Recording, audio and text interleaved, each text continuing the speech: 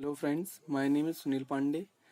हमारा टॉपिक चल रहा था सेरेब्रल कॉर्टेक्स, जिसके अंदर हमने लॉब्स ऑफ सेरेब्रल कॉर्टेक्स के बारे में पढ़ लिया था। जैसे कि ये रहा, इसमें हमने लॉब्स ऑफ सेरेब्रल कॉर्टेक्स के बारे में पढ़ लिया था कि इसके 4 लोब्स होते थे: frontal lobe, parietal lobe, temporal lobe और ऑसिपिटल लोब। अब हमने इनको एक एक करके सारे लोब्स को अलग अलग सेपरेटली पढ़ना था। तो हम शुरू करते हैं। सबसे पहले हमारा फ्रंटल लोब, ठीक है। तो हम यहाँ पे शुरू कर रहे हैं सबसे पहले फ्रंटल लोब, ठीक है। अब फ्रंटल लोब के बारे में पहले थोड़ा बहुत हम डिटेल बताएंगे कि फ्रंटल लोब जो होता है वो मोस्टली 1/3 जो होता है, ठीक है, 1/3 पार्ट जो होता है वो यही बनाता है। 1/3 पार्ट ऑफ सेरेब्रल कॉर्टेक्स का कॉर्टेक्स, ठीक है। यानी कि सेरेब्रल कॉर्टेक्स का 1/3 पार्ट फ्रंटल लोब बनाता है, ठीक है। अब फ्रंटल लोब जो होता है वो सेरेब्रल कॉर्टेक्स का 1/3 पार्ट बनाता है और ये डिवाइडेड होता है 2 पार्ट्स में, ठीक है। यानी कि 2 पार्ट्स में ये फ्रंटल लोब डिवाइडेड होता है। कौन कौन से में? सबसे पहला जो इसका पार्ट होता है वो उसे हम बोलते हैं pre central cortex, pre central cortex, ठीक है। और जो दूसरा पार्ट होता है इसका उसे हम बोलते हैं pre frontal cortex, pre frontal cortex, ठीक। अब जो प्री सेंट्रल कॉर्टेक्स होता है वो पोस्टीरियरली प्रेजेंट होता है, ठीक है। कैसे प्रेजेंट होता है? पोस्टीरियरली यानी पीछे प्रेजेंट होता है। और प्री फ्रंटल जो होता है वो हमारे एंटीरियरली प्रेजेंट होता है। जाहिर सी बात है ये फ्रंट में प्रेजेंट होगा इसलिए इसे हमने प्री फ्रंटल बोला है, और ये पीछे प्रेजेंट होगा इसलिए हमने इसे प्री सेंट्रल बोला है। वैसे इसका तो कोई कनेक्शन हो नहीं रहा है, लेकिन इसका तो हो रहा है कि एंटीरियर यानी सामने जो होगा उसे प्री फ्रंटल कॉर्टेक्स बोलेंगे, और जो बिहाइंड यानी कि पीछे होगा उसे हम कौन सा बोलेंगे? प्री सेंट्रल कॉर्टेक्स, ठीक है। इसके बाद हम पढ़ेंगे कि प्री सेंट्रल कॉर्टेक्स के बारे में, ठीक है। तो हमारा अब टॉपिक होगा प्री सेंट्रल कॉर्टेक्स, ठीक है। प्री सेंट्रल कॉर्टेक्स क्या होता है? इसको हम एक्साइटोमोटर भी बोलते हैं। एक्साइटोमोटर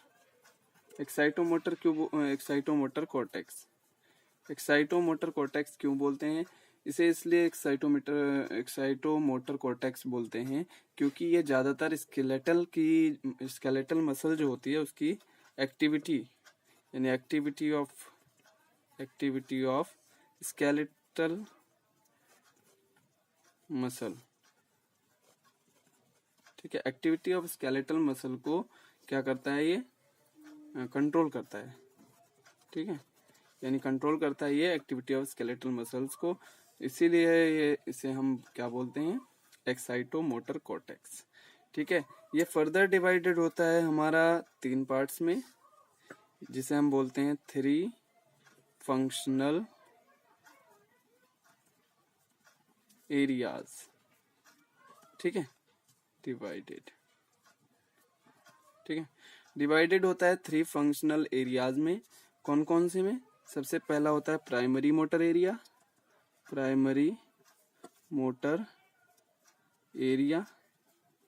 एंड दूसरा डिवाइड होता है pre motor area, and third one is supplementary motor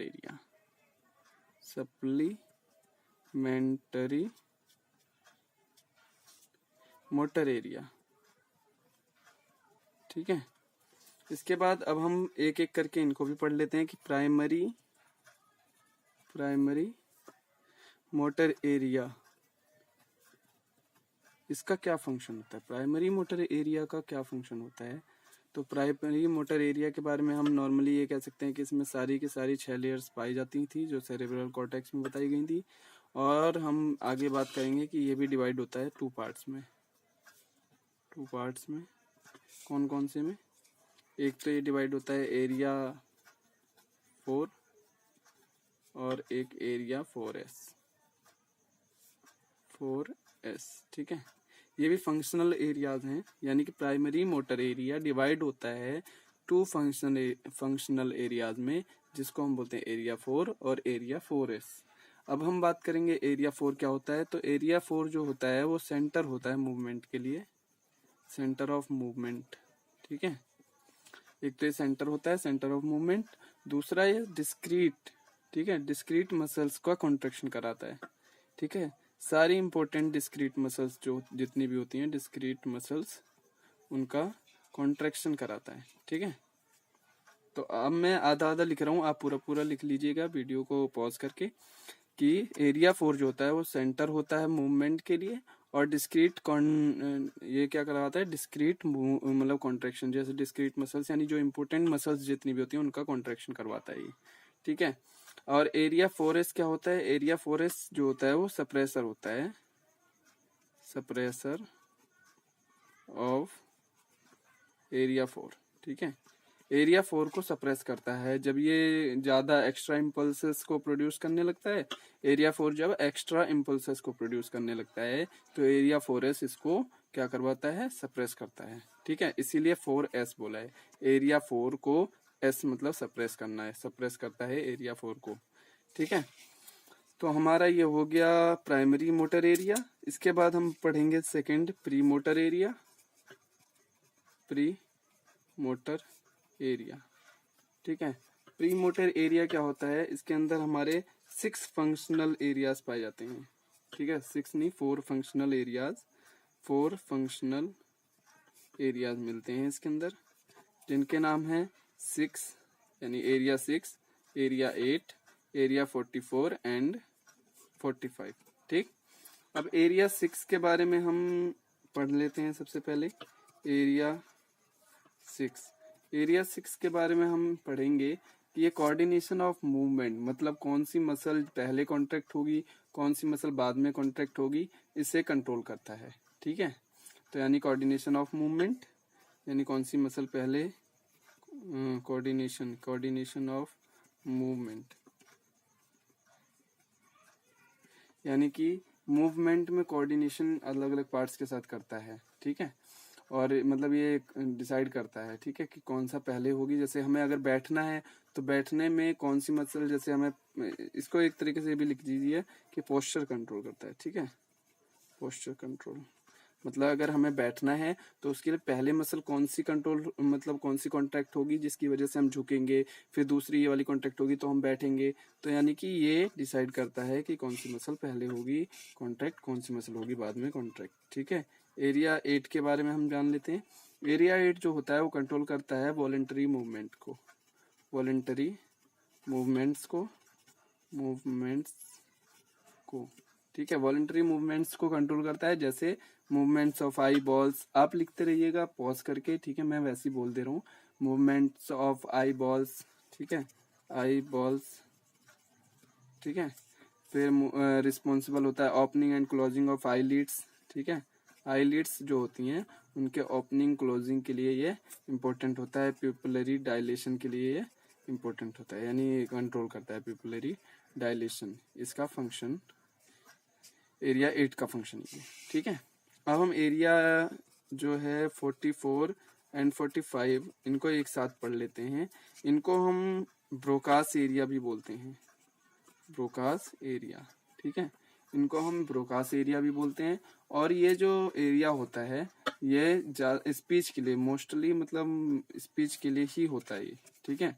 यानी कि ये मूवमेंट ऑफ स्पीच, मतलब स्पीच के लिए होता है, स्पीच के फंक्शन के लिए होता है। अगर ये स्पीच के फंक्शन के लिए होता है तो जाहिर सी बात है ये किसके मूवमेंट्स को कंट्रोल करता होगा, ठीक है। किसके मूवमेंट्स को ये कंट्रोल करता होगा, तो जाहिर सी बात है जो स्पीच में हेल्प करते होंगे उनके उन्हीं ऑर्गन्स को यह कंट्रोल करता होगा, जैसे कि टंग, ठीक है, लैरिंग्स, ठीक है, इन सब चीजों को यह कंट्रोल करता है।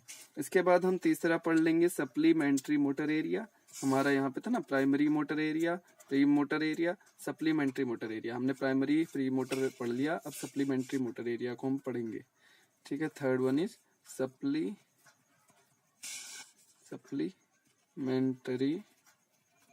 मोटर एरिया, ठीक है।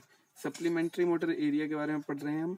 तो सप्लीमेंट्री मोटर एरिया क्या करता है ये रिस्पॉन्सिबल होता है for the turning of head, मतलब ये हम अपने सर को जो घुमाते हैं उसके लिए यही रिस्पॉन्सिबल होता है, टर्निंग ऑफ हेड, ठीक है। और आई वो तो करता ही था, आई का ये ना आई बॉल्स का ये तो करता ही है, ये भी करता है, ठीक है।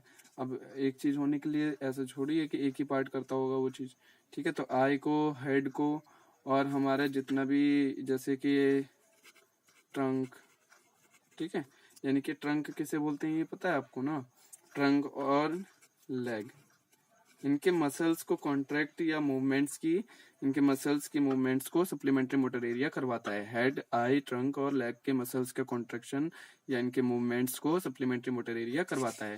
ट्रंक्स किसे बोलते हैं ये मैं आपको बता दूं, ट्रंक उसे बोलते हैं जो हमारे लिम्स हैं, लिम्स एंड हेड जहां कनेक्टेड हैं, जिस पार्ट से कनेक्टेड हैं उसी को हम ये बोलते हैं ट्रंक, मतलब जिस पार्ट से नहीं। अब जैसे कि हमारा ये हेड हो गया, ठीक है, ये ठीक है, मान लो ये लेग हो गए, ये हाथ हो गया, ये भी हाथ हो गया, ठीक है। तो ये हेड यहाँ से कनेक्टेड हो रहा है, ये यहाँ से कनेक्टेड हो रहा है, ये हैंड यहाँ से, ये लेग यहाँ से, ये लेग यहाँ से, यानी कि मतलब ये इतना पार्ट जो है ये ट्रंक है, ठीक। अब हम एक बार इसे शुरू से फटाफट से पढ़ लेते हैं। हम पढ़ रहे थे फ्रंटल लोब। फ्रंटल लोब जो होता है 1/3 पार्ट ऑफ सेरेब्रल कॉर्टेक्स होता है। इसके दो पार्ट्स होते हैं, फ्रंटल लोब के दो पार्ट होते हैं, एक को हम प्री सेंट्रल कॉर्टेक्स बोलते हैं और एक को हम प्री फ्रंटल कॉर्टेक्स बोलते हैं।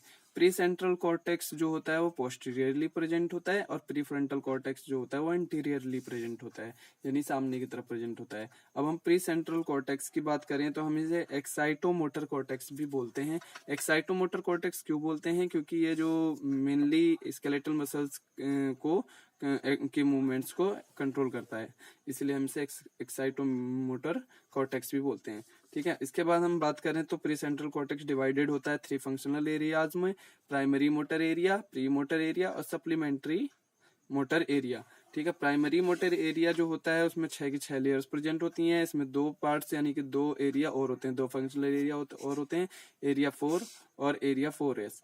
एरिया 4 जो होता है वो डिस्क्रीट कॉन्ट्रेक्शन करवाती है मसल्स की और ये सेंटर होती है मूवमेंट के लिए, और एरिया 4S जो होता है वो सप्रेसर होता है एरिया 4 का, ठीक है। उसके बाद pre motor area, pre motor area जो होता है वो 4 फंक्शनल एरियाज होते हैं, मतलब इसमें 4 फंक्शनल एरियाज होते हैं, 6, 8, 44 एंड 45। एरिया 6 जो होता है वो कोऑर्डिनेशन ऑफ मूवमेंट यानी पोस्चर कंट्रोल करता है।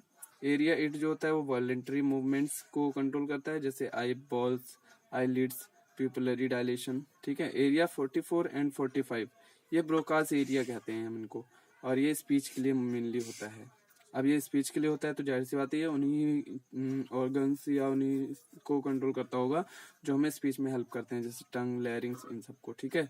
उसके बाद हमारा लास्ट था supplementary motor area. Supplementary motor area जो होता है वो हमारे हेड, आई, ट्रंक, इनके लेग, इनके मूवमेंट्स यानी इनके मसल्स के मूवमेंट्स को कंट्रोल करता है, ठीक है। यहाँ पर हमने अब प्री सेंट्रल कॉर्टेक्स पढ़ लिया, अब हम पढ़ेंगे प्री फ्रंटल कॉर्टेक्स, ठीक है। Pre frontal,